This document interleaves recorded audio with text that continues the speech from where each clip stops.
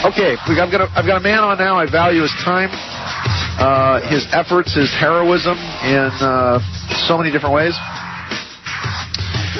He was the former editor of Forbes magazine. He was editor of the economic desk for all of Asia for Forbes magazine. At one point, he was offered a position as finance minister of Japan. He's originally Canadian. He now lives in Japan. He is, how can I say, he's got the dragon by the tail, as we should say, and many of you have probably heard of him. I became a huge fan of this gentleman after Kerry Cassidy's Project Camelot YouTube videos of him talking about his involvement fighting the international global conspiracy, the banksters, the global criminals that run the world. And recently some fantastic developments which have validated so much of what my guest has talked about in a lawsuit that was filed in the Southern District of New York by Neil F. Keenan, individually and as an agent for the Dragon family and citizens of foreign states, versus all kinds of people, the United Nations, the Italian government, the former president of Italy. And so let me just bring him up here because I know he's only got about an hour or so. My guest this evening is on this last night, actually, for us of 2011, moving into 2012, my guest, Benjamin Fulford. Benjamin, how are you today, sir? Fine. So tell me, you've had some, and let me just give you my theory on this. Many years ago, I thought that North and South Korea would eventually come together peacefully. And after the secession of the death of Kim Jong-il, and we'll talk about that because you believe that Kim Jong-il was murdered, and I believe his eldest son was exiled because he snuck out of North Korea and tried to visit Disneyland in Tokyo, I believe. And Kim Jong-un, who was a kind of a prep school kid from Swiss finishing schools, he's a huge fan of American basketball, specifically Michael Jordan of all things. The third son of Kim Jong-il is now being touted as being the next leader of North Korea. And I pointed out to my audience a number of times that the only three nations left on Earth that do not have central banks controlled by the Red Shield Rothschilds are North Korea, Cuba, and Iran. But you think that situation's about ready to change, yes? Yes, I do, but it's a mysterious country. But I've been out in this part of the world, as you know, since 1980. Yes. And my views about North Korea have evolved a lot based on meeting actual North Koreans and other types. But one of my biggest awakenings came when I met a very senior Chinese government agent who told me, essentially, that they viewed North Korea as an American colony. Huh. And at first I thought, what? But then I realized, actually, it makes perfect sense. You got to remember, America's controlled by, the large corporations, especially these days, the Carlyle Group, the military-industrial complex, the big military companies, and also the drug-dealing part of the CIA, right? Yes. And there are a lot of incidents that have happened that confirm this. The biggest one, of course, is the fact that they got all their missiles from missile technology from Pakistan's ISI intelligence service, who in turn got it from the Americans. So what's going on here is that they were using them as a bad guy, as a boogeyman to sell weapons. So they'd give them a Capodon, they'd tell them to shoot it over Japan, and then they'd show up in Japan with Richard Armitage and all these other guys saying, oh, you got to buy these Patriot missiles. They're really expensive, but they're really good at stopping Capodons, And they also gave them their nuclear bomb. And this is the sort of thing that you have to go back and you realize that, the whole Soviet Union, Cold War, communist threat was a fake show designed to sell weapons after World War II ended. Right, yes. And that government was installed by these people who were, above the Soviet Union and the West when they were staging the Cold War. And we're talking about people like David Rockefeller and Henry Kissinger and, senior Russian leaders. They were all in on it. Okay. So now what's happened is it's hard to make clear what's going on, but there are two basic factions fighting in the Korean Peninsula. The old military-industrial guys want to keep the Korean Peninsula split because it allows them to sell weapons and manufacture crises. Also, North Korea is a major manufacturing center for amphetamines sold throughout Asia.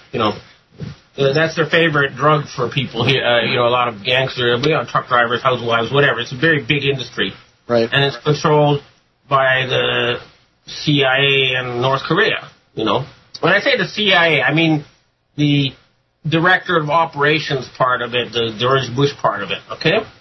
Not those people in Langley who are patriots. It's two CIAs, Yes. The Gestapo and the old OSS. Anyway.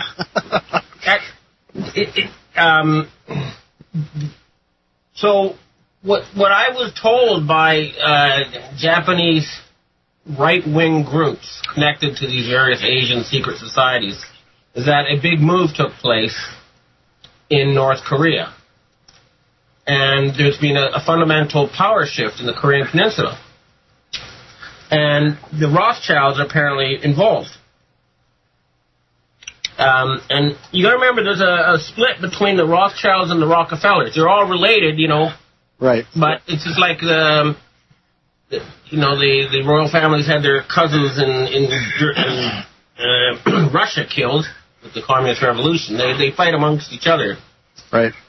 But anyway, my understanding is that, first of all, Kim Jong-il never really had that much power. He was the face for a collective leadership.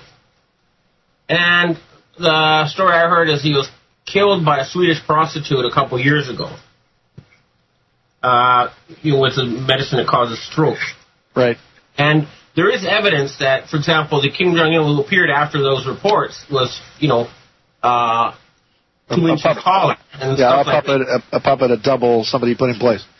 And what happened now is that the double was killed. Okay. Doubles, and they ran out of doubles.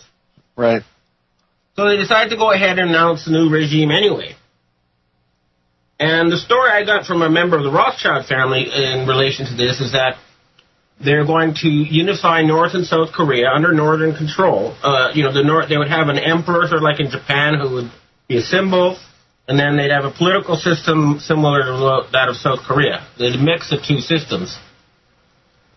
And then they'd turn North Korea or Korea into a major manufacturing hub and modernize the place. And yes, there would be a Rothschild central bank. Now, the Chinese have agreed as long as the American troops are taken out of the peninsula. Right.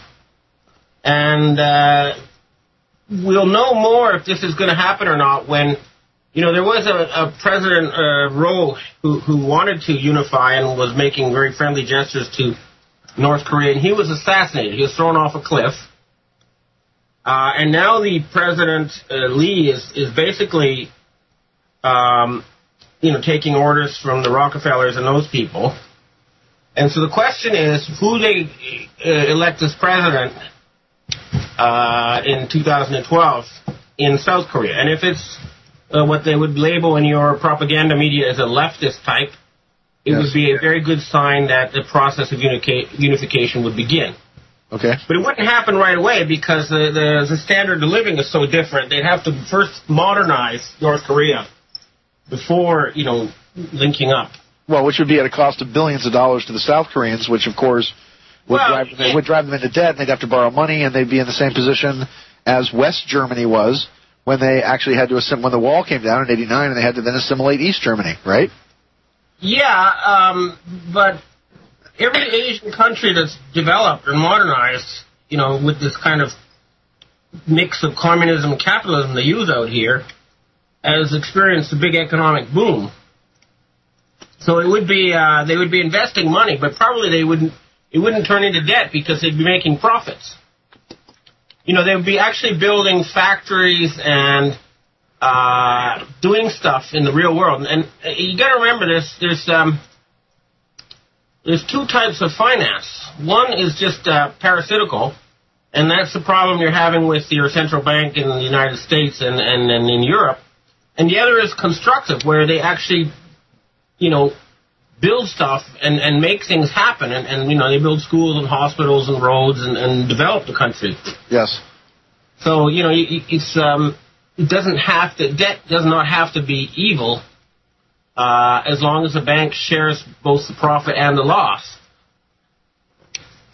But in any case, that's what I've heard, and we'll see what happens. And there were a lot of people arrested in Japan together with the move against, a move in North Korea. And the other thing people don't realize out in the West is that Japan itself has been largely run by North Korean agents since the end of World War II. Uh-huh. And the story is this. You know how the Japanese would fight to the last man, and when they ran out of bullets, they charged with their swords and all be mowed down? Yes, right? Yeah. Well, this is true. They would fight to the death. But then the Americans would come in, and they'd find all these guys who are still alive. And they say, hey, why didn't you fight to the death? They say, well, I'm a Korean. This isn't my war. And so they said, we can use these guys to run Japan after we conquer it. And so they took a bunch of Koreans, and they gave them Japanese names and citizenships, and they used them as proxies. People like Nakasone, who was prime minister in the Reagan era. And they also used minority peoples here in Japan, who also control the Yakuza. Right. And then they use a taboo of the emperor to hide all this. The Showa emperor was actually a real power. Okay, he actually really did have power, and he guarded Japanese independence, and he was close to David Rockefeller. Okay, but the emperor we have now is obviously not the same caliber, and he's become a proxy for Kissinger and Bush and these gangsters, Right. And that's one of the problems we've been facing here in Japan. The Chinese are growing 10% a year because they basically copied the Japanese model, which they used up until 1985. The Japanese economy has actually not grown at all since 1992. For the past 24 or 5 years, because the Americans forced them to imitate that Wall Street-based system they had, and it didn't work. It helped enrich a bunch of foreign thugs, but, it didn't do anything for the Japanese people. It just made them... but what the Japanese had was an economic planning agency that would kind of figure out, what do we want as a people, how do you want to be 5 years from now? What do you want to do in the next 5 years as a whole? They'd make a big plan. They'd talk to people, they'd get information, and people say, we want more roads, we want more sewers, we want more schools, we want more hospitals, we want more community centers, whatever it is. And they'd go and they'd make a big plan to build it all, and then private enterprise would do the actual work. And this resulted in fast economic growth and the lowest difference between the rich and the poor in any industrialized country. It was a good system. The Americans used military strengths to force them, and threats to force them to dismantle it, because they were afraid of Japan becoming too strong and too rich and too powerful. Yeah, I guess that's what happened back in the 80s. I mean, most of the system was set up, as I understood it, by Douglas MacArthur when he went in and basically set up the entire system. Yeah, young people who weren't around watching the news in the 80s forget that in those days, everybody thought that Japan was going to take over the world and that the Americans would be using yen in a few years, and it seems like a distant memory now, but there was a time when that was considered the biggest possible future. And it was only through shooting down Japan Airlines Flight 123 and killing 500 and some people and other threats that they forced the Japanese to sign the Plaza Accords and start the process of, dismantling their economic model and handing over the keys to these thugs at the Federal Reserve Board. Right.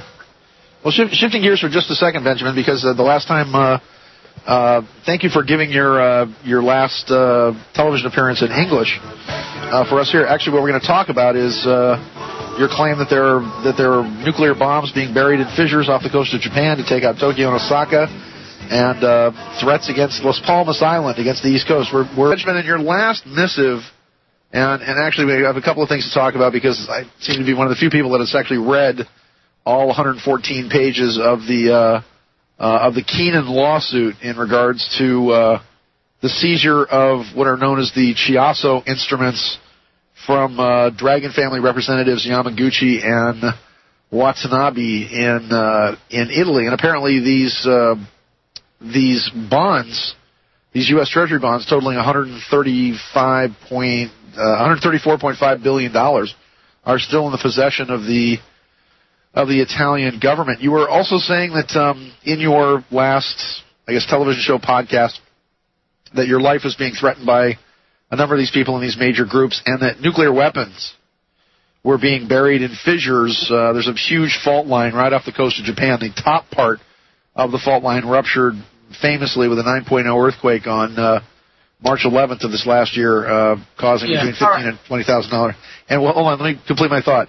On the other side of this, there is an island in the Canary Islands off the coast of Africa, which is called Las Palmas, and there is a volcano on that island that, should this volcano blow, half the island would go into the ocean, which would then create a 300-foot tidal wave, which for all intents and purposes would wipe out the eastern coast of the United States. About 5 years ago, the Pentagon and the United States military were having serious conversations about sinking this island a piece at a time, about blowing it up. You may or may not know that in the last 3 weeks or so, there have been a series of very worrisome, thousands, if you will, of very small earthquakes all around this volcano on the island of Las Palmas. Interesting enough, meaning the hand of God, and the hand of God would literally push the oceans to wipe out the East Coast. And as I said, the military's been talking about sinking the island, and now we're seeing all these vibrations around this island, which could possibly threaten the eastern coast of the United States. Your claim is that there may be nuclear weapons being buried in these fissures to possibly take out Tokyo and or Japan, should Japan continue on a certain course of action, that being to force the Red Shield global elite to start spending some of their money for the betterment of mankind, to help change the future that we seem to be hurtling toward. Yeah. Okay. Now, first of all, I want to just briefly summarize the evidence that the tsunami and nuclear crisis in Japan were manufactured by people connected to J. Rockefeller. Okay. The Federal Reserve Board. We have the Japanese security police recorded a conversation between Deputy Secretary of State of the U.S. And the Japanese power broker by the name of Ichiro Ozawa, in which Ozawa, this took place on March 9th, he was offered the rights to zeolite in Fukushima Prefecture if he allowed if he didn't cause the government to fall apart, because he was threatening to take his people to the government. And zeolite is used to clean up radioactivity. This took place on March 9th. I got contacted by the daughter of a major gangster who said she had to meet me on March 10th. And she set my alarm on my phone to ring at 11 o'clock on March 11th. That's maybe a coincidence. But the more damning one is that on March 10th, the price of Higashi Nihon House, a company that makes discount housing in northern Japan, their stock price rose 40% on one day. This is the day before the tsunami, okay? And then finally, more recently, and this is something you guys, if you want to check out, you might be able to find a way to get this person and talk to him. But Pastor Izumi Pole of the Tachikawa Church in Tokyo had sheltered a member from the Japanese Self-Defense Forces who said he was part of a 15-man team that was placing nuclear weapons on the seabed off the coast of northeastern Japan. And they didn't know what it was going to be used for. They thought it was some kind of experiment. And after the tsunami was set off, 14 of these 15 people were killed. And he's been sheltered by Christian groups. And he's now believed to be in Los Angeles. I've told this to the U.S. government and the CIA. I said, get this guy's evidence, but obviously they don't want to. The other thing is that there's a Japanese deep-sea drilling ship known as the Chikyu Maru. And it was, there are local news articles showing that they were drilling holes into the seabed right off the shore of Japan, right at the epicenter of the earthquakes, before March 11th, like starting in January. So you have a lot of evidence pointing. And then the other one is there's an Israeli company by the name of Magma SC that was in charge of security at the Fukushima nuclear plant.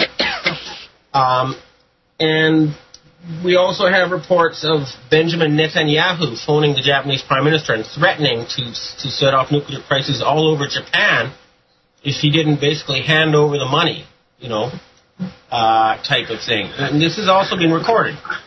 Well, Benjamin, you were saying this. I heard you say this. All right. Anyway, the back in January.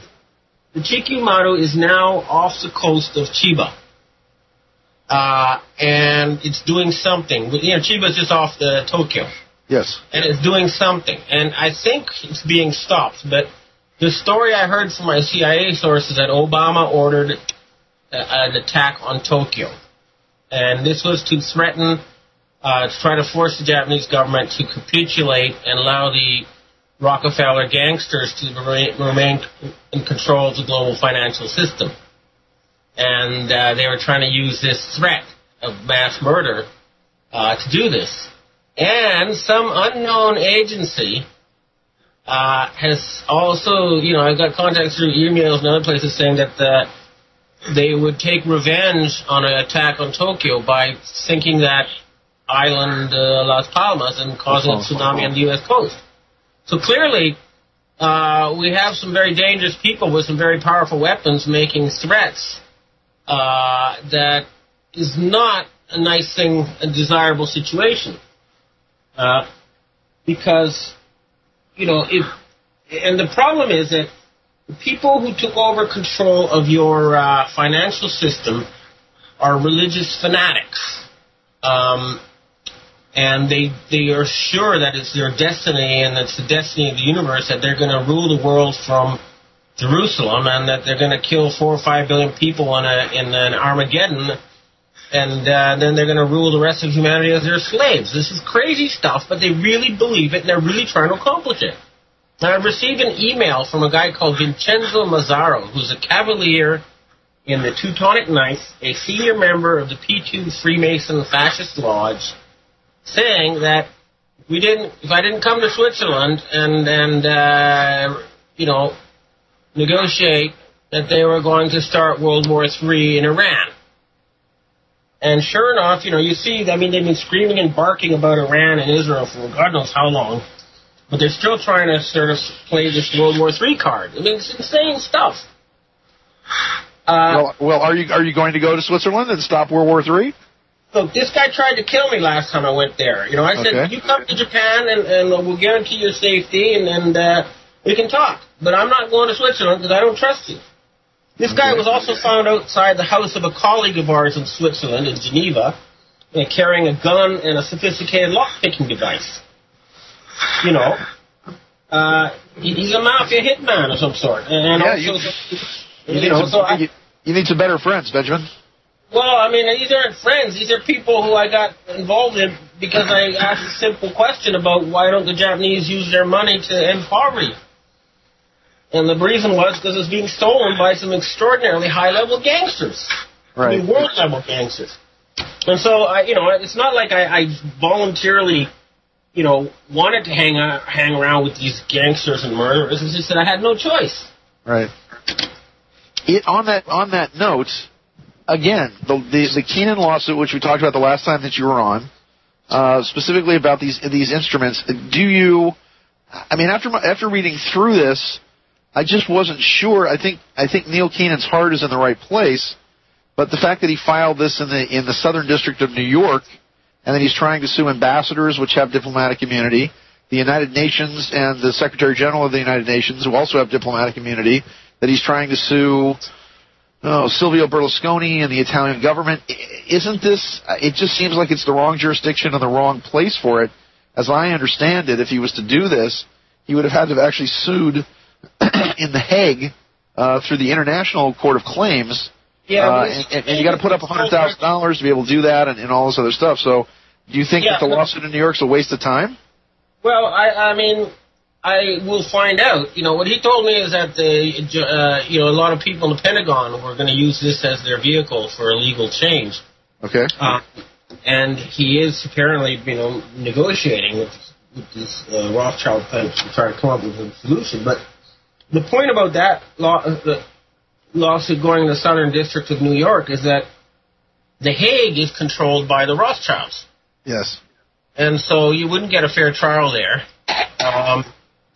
And the other thing is that the reason these particular individuals are named is because there's forensic evidence linking them to an actual theft of a physical bond. Right. Right? It's not an abstract case of, you're ahead of a secret group that wants to start a new world order. Right, yeah, it's not an abstract case at all. It's basically Yamaguchi and Watanabe had this $134.5 billion bond. They got stopped on a train in Italy, apparently because they didn't have the proper tickets to go into Switzerland. No, I talked to both Watanabe and Yamaguchi several times. Okay. Watanabe is former vice president of Merrill Lynch. Yes. In Japan, and Yamaguchi is linked to the imperial family, and so is Watanabe for that matter. Okay. So, Watanabe wanted to use the bonds to finance a tunnel connecting South Korea and Japan. And Yamaguchi's case is a bit more complicated. They've been using an alias, Yamaguchi, to try to cash some of the instruments that really belong to the Dragon family for quite a few years. Nakasone had several fake Yamaguchis he was using to do this. This is the only real one. He's been, hiding and running and trying to save his life for a very long time. But the bonds that Yamaguchi was carrying were part of a batch that Dick Cheney, CIA, went to a Yakuza, a Japanese gangster's place, and he looked at these bonds and said, these are real, and he took some. And the gangster said, hey, if Dick Cheney says they're real, then hell, I'll try to cash some too. And that was the origin of the ones that Yamaguchi was carrying. But, I've been doing a lot of research and trying to figure out what is going on, and never mind the lawsuit, what I've come up with is the series of treaties that control the international financial system, the dollar-based system. Yes. And that's where you understand that there's a real history that, in 1944 there was an international agreement called the Bretton Woods Accord. Yes. That's well known, and Britain, France, and U.S. got control of the global financial system after World War II as victors of the war, given to them by the Rothschild, I would assume.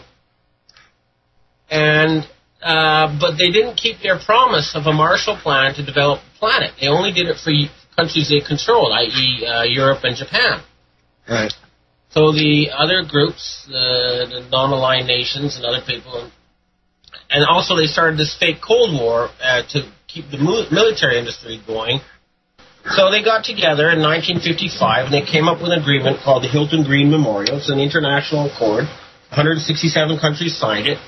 And they took 85% of the world's treasure, gold and jewels and stuff, that these nations controlled. The other 15% is the G5 Rothschild mafias, okay? Basically, most of it. Okay.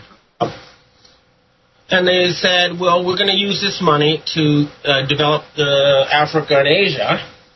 And President Kennedy agreed to use some of their gold to put out treasury dollars controlled by the U.S. government and not by the Fed, and do that. And, of course, Kennedy was assassinated, and the signatory for all this money was President Sukarno of Indonesia. Yeah. They killed like 500,000 people in Indonesia, and they finally overthrew Sukarno. Right. And since then, basically, they've been forging the rights to use this money, to access this money, and that's what's been financing the IMF and the World Bank and all these giant institutions like the UN. So, in other words, they don't have a legitimate right control the financial system. That's what the lawsuit uncovered. Take a breath, Benjamin. This is Sean David Morton. You're on Strange Universe, and we'll be back. Benjamin, give me your take on 2012. Fantastic, amazing things are happening. Massive solar eclipse, a Venus transit. What does 2012 look like for you? How does it? And you have a fantastic background in economics, and I'm sure. First of all, let's talk. Okay, I think of me as like a skeptical native chief. All right. Okay. And the Jesuits would come and said, if you don't obey us, we're going to cause the sun to disappear. You know. All right. And the time comes and the sun disappears, and you say, hey, you know, we've seen these things before, you know. But these guys were able to predict it, so why don't we let them stay here and teach us, but we're not going to obey them. And the same way, when I went to visit the P2 Lodge and the Freemasons up there in Italy in the Vatican, and they said that they made long-term plans of social engineering based on the movements of the stars. Okay? And a lot of incredible, solar coincidences and stuff have been happening. Like we had the blue full moon the blue moon on December 31st in the west, but it was on blue moon on January 1st in the east in 2009. We had the lunar eclipse on the winter solstice in 2010. Full moon with a lunar eclipse and a winter solstice, a lot of stuff like that. And so according to them, that something would come from the east that would change the rule, that their 26,000-year plan, based on the wobble of the planet through the skies, the cycle that the Mayans also recorded, was coming to an end in 2012. They didn't know what would happen then. Okay? Now, that's the cosmic view of it. So there may have been some very long-term, sophisticated social engineering going on at work, and there is evidence for it, and to back up what these people have told me. Now that is something to keep in mind. It doesn't mean that we want to just go along with somebody in engineering our society, but it's a distinct possibility that these Illuminati or whatever did have a long-term plan.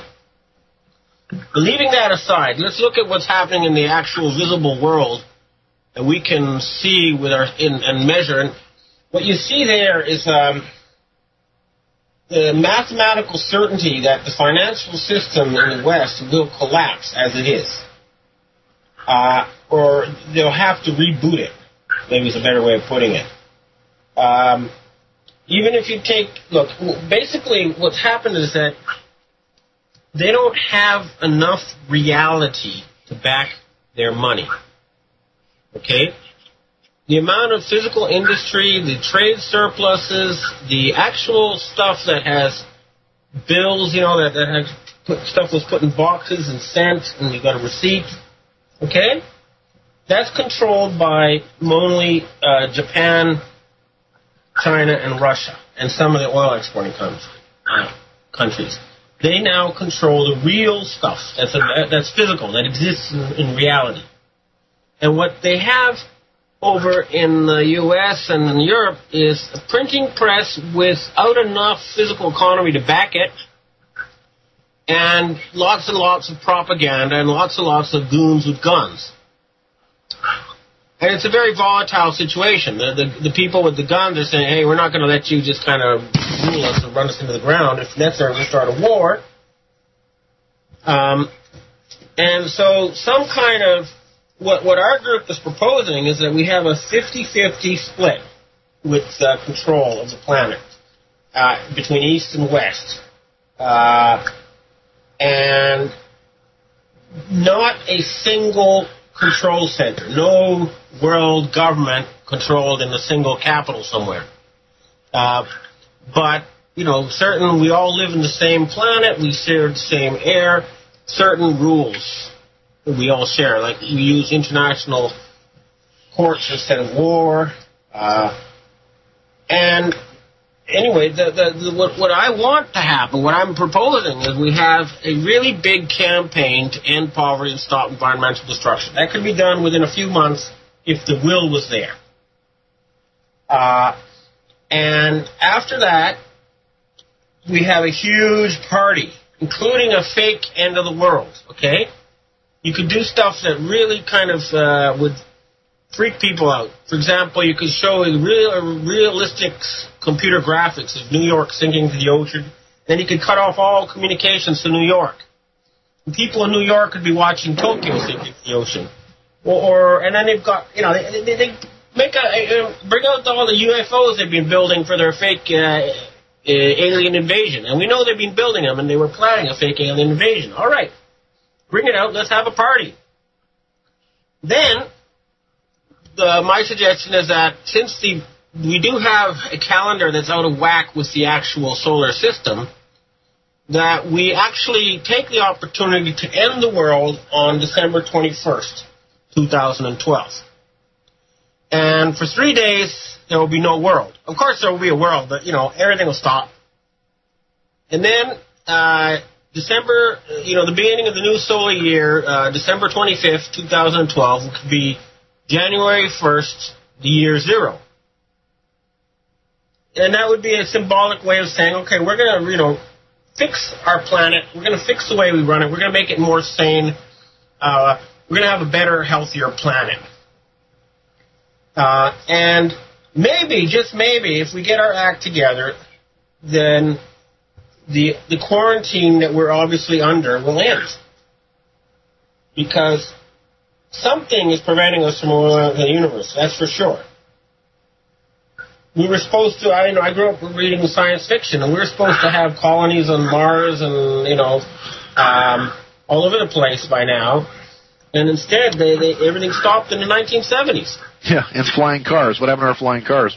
Yeah, something happened. And what I understand that happened is that these gangsters with their nightmare vision of the future had an alternative future that they wanted to create. They wanted to create a future. These guys, remember, they're into eugenics. They wanted to turn themselves into gods and have the rest of us be their slaves. And they wanted to reduce the population to have more natural environment for them to enjoy. So like an eco-friendly fascist dictatorship ruled by inbred members of the same tribe who put themselves up as gods above us people. And they are the people who ruined the potential of Western civilization. They're the people who deliberately caused the collapse of the Soviet Union, and now they cause the collapse of the United States economy. That was an engineered. Your crisis, your economic financial collapse was engineered by members of these royal families. Right. They wanted to cause everything to plunge in price, and then they were going to go and buy everything up to 2 cents to the dollar. They've been stopped. Their plan for a fascist world government is going to be stopped. That's the big theme for 2012. And since they're not planning to go quietly into the night, I think what you're going to watch is a lot of hardship still in the United States and Europe for the first part of the year. And I've also been contacted by a group that claims that they were behind the Russian Revolution, the French Revolution, and the American Revolution. And they're saying that they're going to be fomenting revolution next summer in Europe and the U.S. when it's warm and you can have giant demonstrations, and they're betting that the police and the military will not shoot the demonstrators, but instead they'll side with them. The problem with a mob-based revolution, of course, is that there's a lot of suffering and chaos and anarchy and a breakdown of systems that accompanies it. What we're really hoping is that the people of the Joint Chiefs of Staff actually would live up to their oaths to uphold the U.S. Constitution against enemies, foreign and domestic. Because clearly, your government is not democratic anymore. It's a fascist dictatorship. It's run by, now the politicians in Washington that we've now found out, almost all of them have these huge bribe accounts in the Vatican Bank. If you've been bribed by a foreign agency, you're disqualified from office, okay? There's a legal reason to arrest them. There's a perfectly legal for the U.S. military going and arrest most of the members of Congress and the Senate. And, of course, the Obama regime. which is run by a foreign-born, CIA-raised mystery man, who obviously has a lot more money than he can account for through his government salary. Yeah. It's so corrupt, and it wouldn't take much. All they'd have to do is send a few armed men into the TV stations and the newspaper headquarters, or even better, just make a phone call to the 5 heads of the big media conglomerates and tell them that it's it. Their goose is cooked, and they have to start telling the truth. And arrest a few of these old men. Put them in jail. And then they say, well, how are we going to be able to meet our payrolls? Well, you just go into the 12 Federal Reserve Board banks. You send troops in there. You talk to the technicians who manufacture the numbers on computers you call dollars and say, we're in charge now. There's the tunes. Do you have to go, Benjamin, or can you stick around for a little while longer? No, I think we'll leave it at that. I do have stuff to do. But anyway, you can make yourself free in 2012. We can do all this. We just have to make the collective decision. Fantastic. Benjamin Fulford, my friend, my hero. God bless you, Benjamin. Thank you so much. Domo arigato. Domo. Thank you. This is Sean Morton.